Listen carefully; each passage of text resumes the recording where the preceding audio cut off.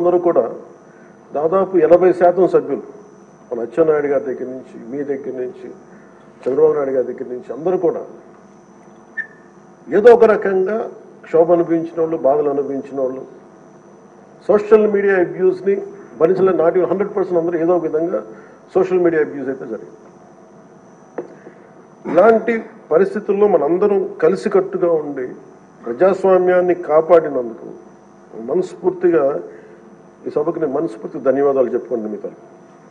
ఇది భవిష్యత్తులో మీరు ఈ పదవిని అలంకరించారు, మీరు మీకు ఆవేదన ఉంది, మీ కోపం ఉంది, రచ్చబండ కార్యక్రమం ద్వారా మీరు కూడా మాట్లాడాల్సిన అవసరం లేదు. యాక్చువల్లీ మీరు కూడా అలాంటి మీ దగ్గర మాటకి చాలా బలమైన పదులు ఉంటుంది, మీ మాటకి హాస్యం ఉంటుంది, గుడ్ సెన్స్ ఆఫ్ హ్యూమర్ ఉంటుంది మీ దగ్గర.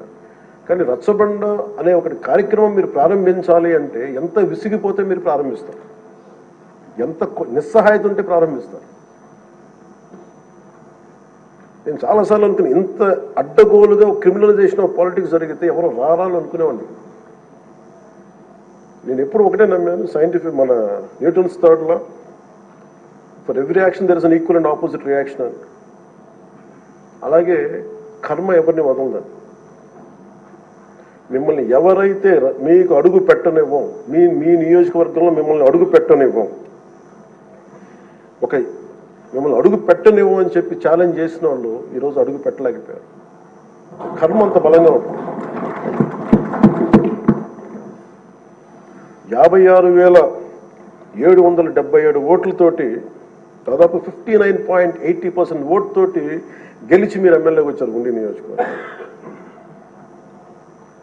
ఈ రోజున వాళ్ళకి వైనాట్ 175 అలా అన్న మాటల దగ్గర నుంచి కానీ ఈ రోజున అడుగు పెట్టడానికి కూడా భయం ఉంది. మిమ్మల్ని ఎదుర్కోవాలంటే భయం. ఎందుకు మనం వ్యవస్థల్ని కాపాడాలి, ఎందుకు రూల్స్ పాటించాలి అంటే మనిషి అధికారం మదం ఎక్కి అహంకారంతో ఉంటే ప్రకృతిలో ఏమీ జరగదు, ఏమి అనుకోవడానికి లేదు.